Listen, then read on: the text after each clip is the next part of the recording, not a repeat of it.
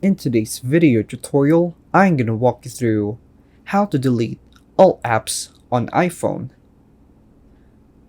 It's a straightforward process, so ensure you watch the tutorial until the end of the video, and don't forget to like and subscribe so you won't miss any helpful tutorials in the future.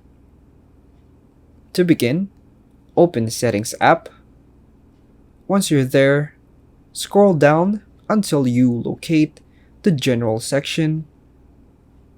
Within General section, continue scrolling down until you find the option for transfer, or reset iPhone.